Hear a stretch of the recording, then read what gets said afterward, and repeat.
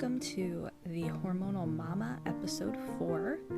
If you've been listening to my intro series of episodes, you've learned a lot about me and my fertility, pregnancy, and postpartum journeys. Today, I wanted to sort of change course a little bit and talk about two things. One, we're going to focus on infertility today. But what I also wanted to focus on with infertility is this crazy pandemic that we're all living through right now. And I'm going to be talking about that in my next few episodes. Today, like I said, I want to talk about infertility, but I want to talk about how this pandemic impacts people dealing with infertility and just kind of give some support to those who are dealing with it, but also give some suggestions to those of you who support those who are going through infertility and some suggestions on how you can support them better.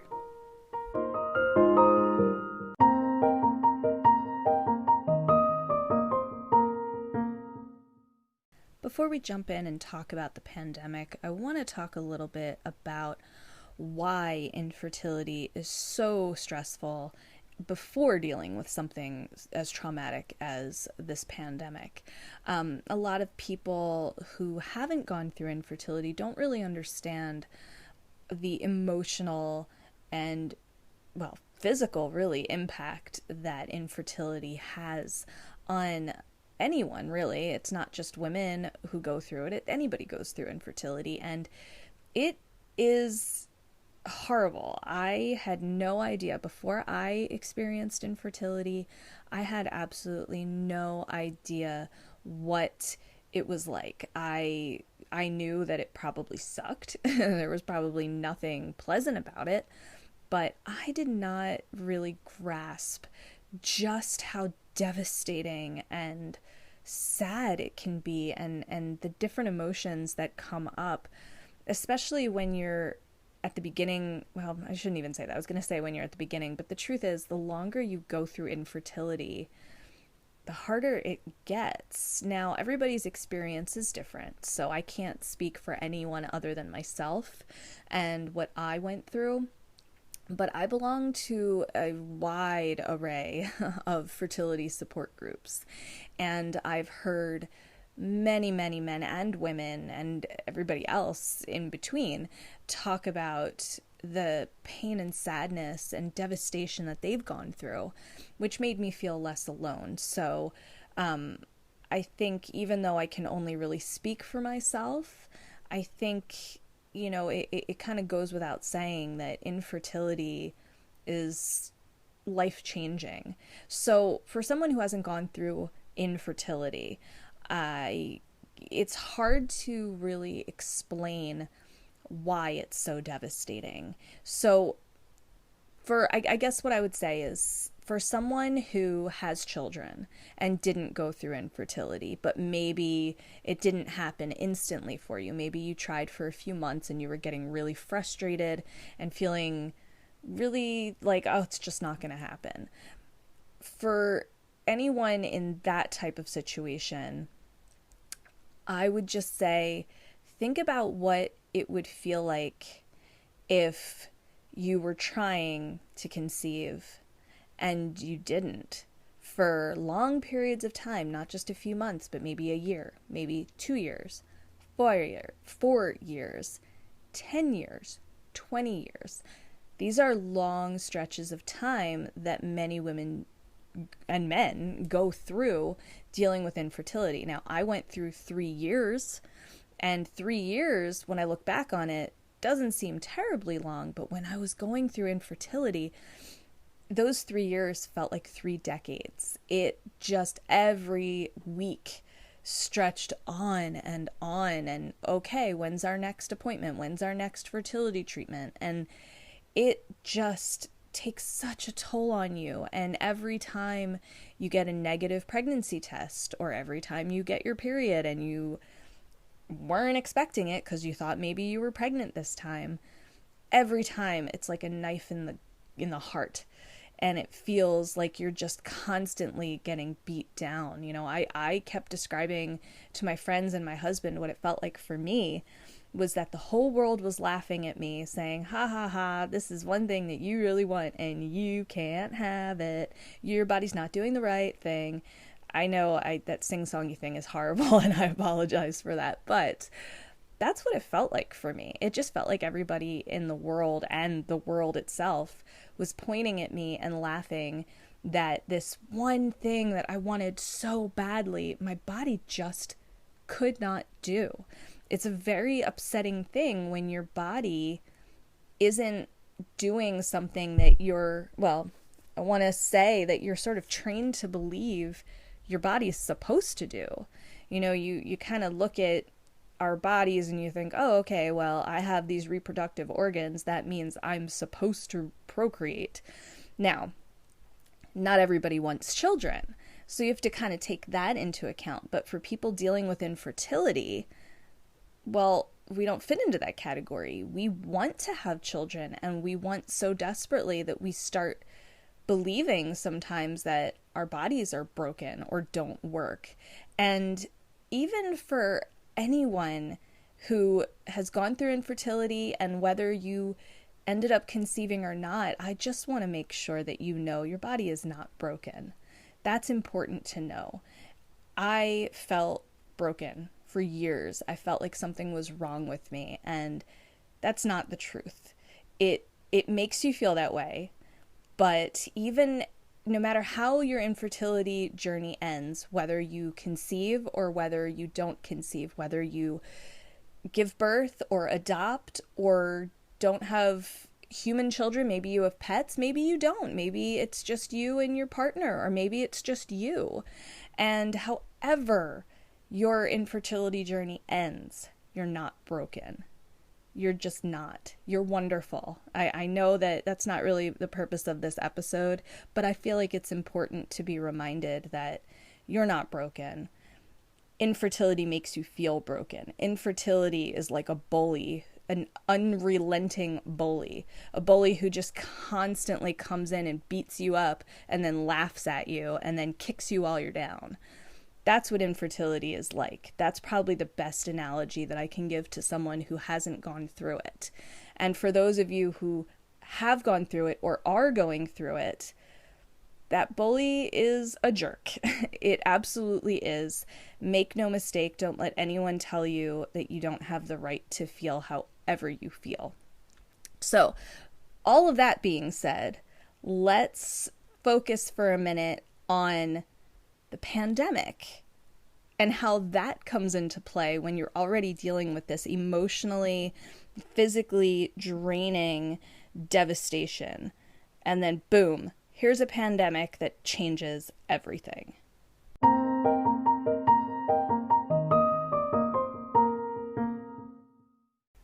So here we are dealing with a pandemic, and that's very strange. I think we can all agree that a pandemic is the last thing anyone expected to deal with. And here we are. Boom. Pandemic happens, and at least a few months ago, everything was shut down. Now, I know over the past few months, things have changed. Restrictions have loosened somewhat, depending, of course, where in the world you are. And, I'm in the United States. I'm in Pennsylvania. So I can really only speak for what it's like around here. But everywhere is dealing with some sort of restrictions. So how does this pandemic affect infertility and the stress and anxiety and craziness that already comes along with infertility? Well, it affects it dramatically. So if you're currently, let's kind of look back a few months, okay? So you're dealing with infertility, let's say you've got IVF set up, or you've got your first fertility assessment appointment or evaluation appointment set up, and then all of a sudden, hey, pandemic, everything's closed. That is a bigger punch to the gut than you can imagine. So I talked a few minutes ago about how infertility is like this relentless bully who just constantly beats you up, then points and laughs at you, and then kicks you in the gut while you're already on the ground in pain. And then the pandemic comes in, and the pandemic's like the bully's, best friend who's coming in and wants to beat you up along with the bully, right? So here you have two bullies now. You've got the infertility bully, and then you got the pandemic bully who's like just a total jerk who's coming in and says, okay, I am really good friends with this bully. This bully has found this victim who I'm going to beat up and kick and kick and kick. And now, Mr. Pan or Ms. or whatever you want to call it, pandemic, is here. Let's make it worse. Let's kick you when you're down. And then when you try and stand up, I'm going to kick you some more. So, I don't know if that's a great analogy. To me, it's a pretty good analogy. You got two bullies now, and you can't do anything about it. That's what it was like a few months ago. Dealing with infertility during a global pandemic is so hard. You're already dealing with the emotional impact of this thing that you just so desperately want that your body isn't letting you have. And now the pandemic comes in and prevents it even more, because you already were dealing with infertility, and now you're dealing with this external factor that's not allowing you to get the treatment that you so terribly want.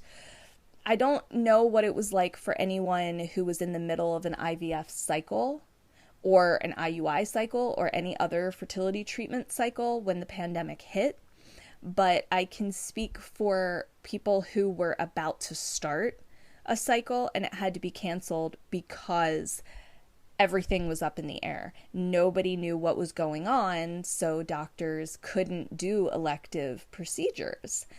And IVF is technically an elective procedure, and it's an invasive procedure. So anything that was elective had to be put on hold.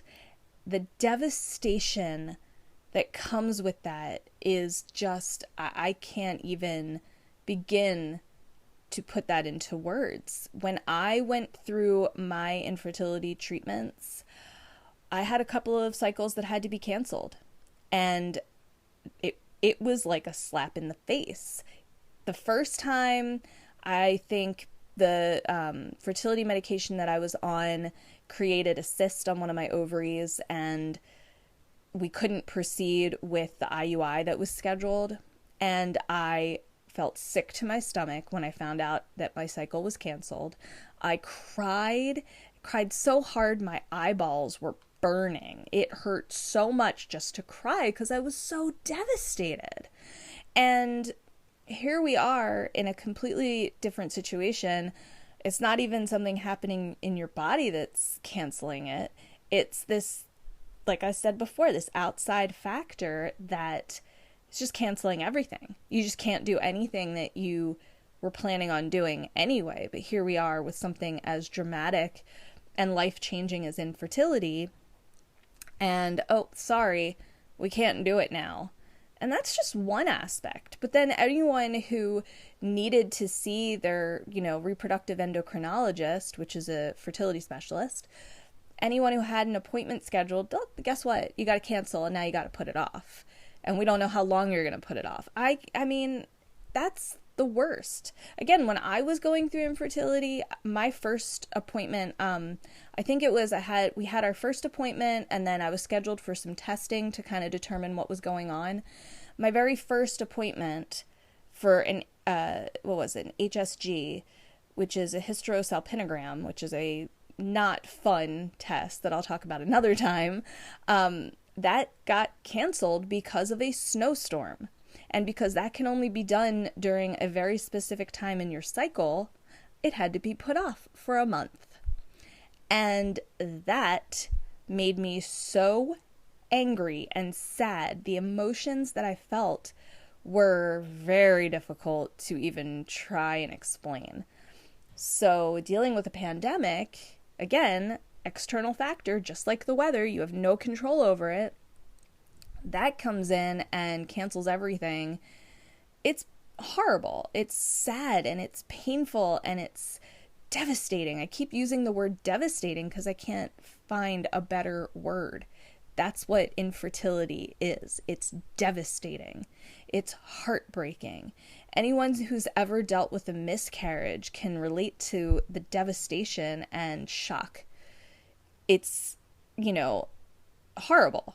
There's no other word. Horrible is exactly what it is. So, what I'm trying to get at, maybe a bit inarticulately, is that the pandemic is affecting people dealing with infertility in complicated ways. Having to wear a mask, which I will say I support, but it's very difficult. It's hard to go through all this stuff while you're wearing a mask. We'll talk in my next episode about pregnancy and pregnancy in a pandemic.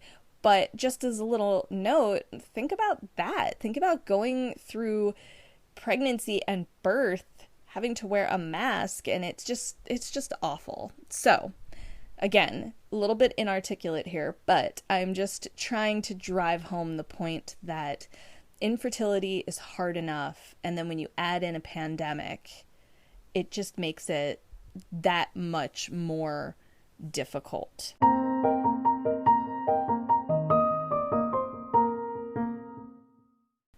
Okay, so we're talking about how the pandemic is affecting infertility. I think it is extraordinarily important to make sure that your mental health is in check. Infertility is so very, very difficult. It is so painful and hard to go through, and it takes such a toll on your mental health. But as infertility is not often talked about because there's this ridiculous stigma attached, mental health is the same type of thing. There's a stigma attached to it that there just shouldn't be. Mental health is so important, and if you're not taking care of your mental health, it can be extraordinarily detrimental. So, infertility, I've talked many times in this episode here about infertility being like a bully. It is more than that. It is a bully that just gets into your head and makes you question and doubt everything. So I'm just going to say it. Make sure if you're going through infertility, seek out some mental health support. It is crucial.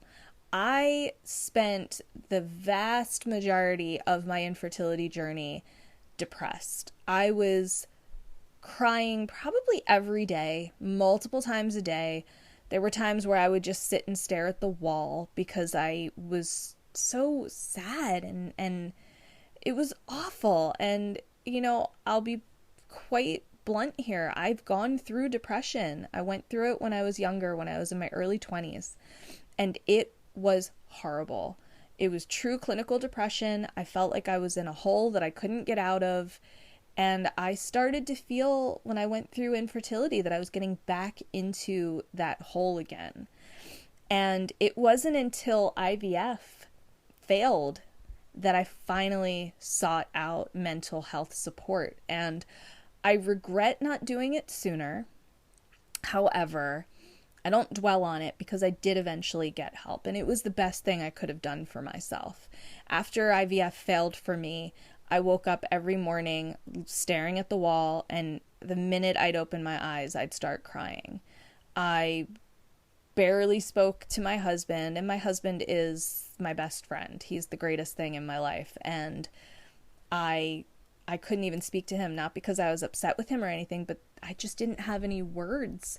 I was so devastated over this failed IVF cycle that we had worked so hard for, and depression was starting to take over. And it is so difficult to sort of find your way through depression without getting support, and professional help is just the best thing you can do for yourself. My advice is make sure you get support from a professional who is trained in infertility, someone who understands, because it is complicated and not every counselor or therapist out there is going to be able to understand. And I'm not saying that there's anything wrong with any, therapist who is not trained in that area. They're trained in other areas where they excel. But getting the support from someone who understands infertility and knows exactly what you're going through and can help you will make a huge difference. I've seen a lot of women get mental health support from therapists or counselors who don't specialize in infertility, and while they were wonderful, it didn't really help them as much as it could. So my advice to you is seek out support from someone who specializes in these areas. It will make all the difference for you. It made all the difference for me. My therapist was amazing, and it took months for me to finally, feel like everything was going to be okay. And right before I conceived, I was finally at a point where I was ready to move on to the next step in my journey, which was going to be, okay, I'm not going to have children, and I'm ready to deal with that. And that's not going to happen for everybody. Keep that in mind. It's not like every single person's going to get to a point in their journey where they say, okay, I'm ready now. Other people, it might be 6 months and they say, okay, I'm ready. Other people, it might be 6 years or longer. But getting support from the right person who has that training to help you get to that point and then help you through that will make all the difference for you. So, again, that's my advice to you. Make sure you're taking care of your mental health, because, boy, infertility sucks the mental and emotional life out of you, and the physical side too, but that's a different conversation for another day.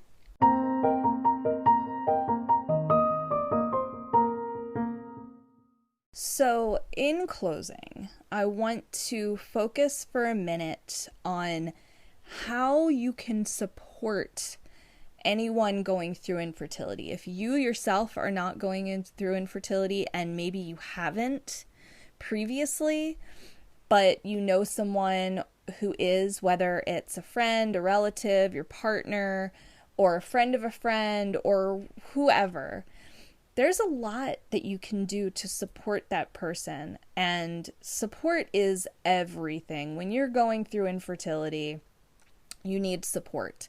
You can only support yourself so much.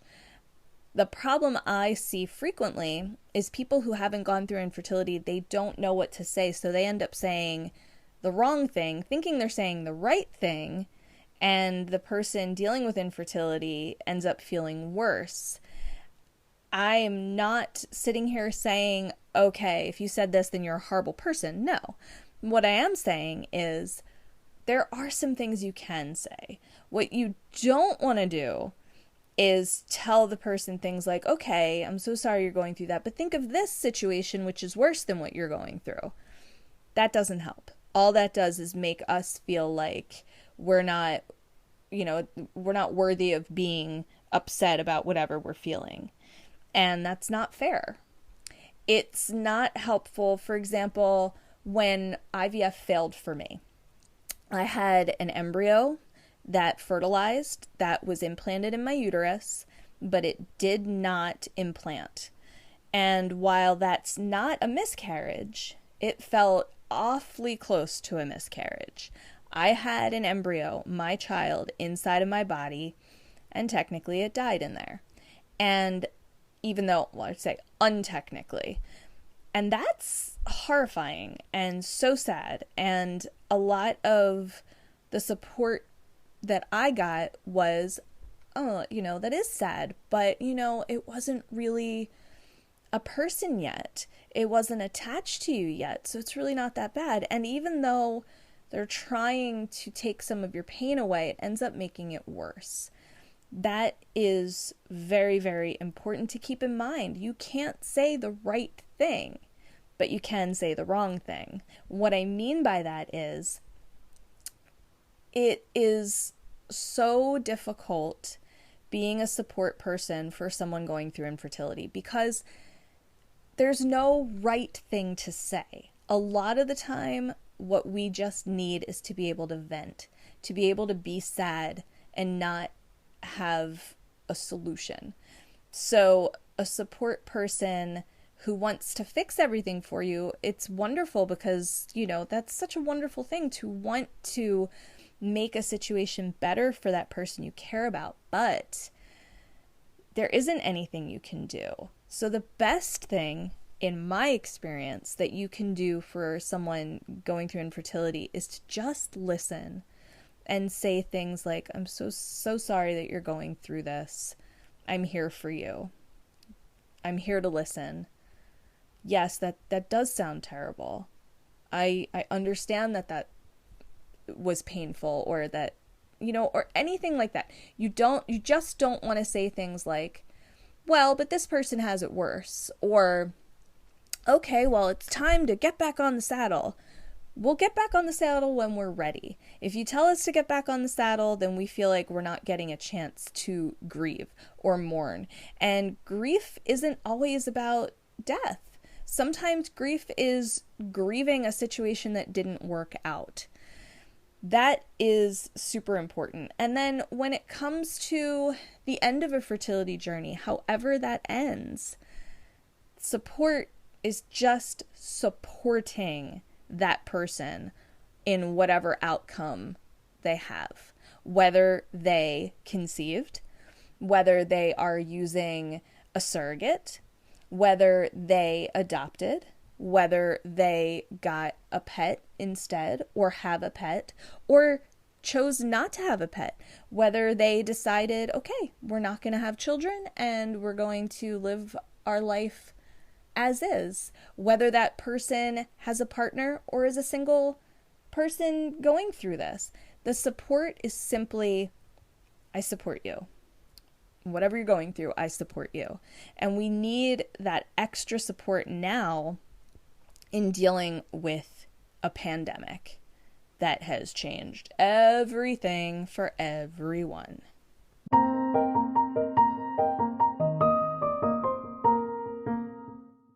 So there you have it. Infertility in a pandemic. A crazy time dealing with a crazy situation. So I hope you'll join me in my next episode when I focus on pregnancy in a pandemic and the similarities and differences to dealing with pregnancy in a regular world and dealing with pregnancy in a new, very, very strange world. I hope you'll join me. I look forward to it.